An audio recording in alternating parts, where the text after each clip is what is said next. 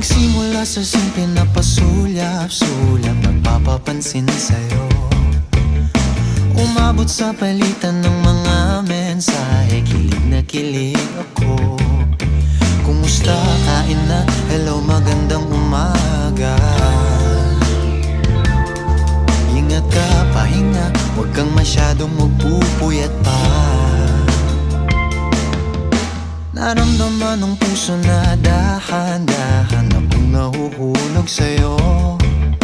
Sa kada araw natin na pag-uusap, meron nang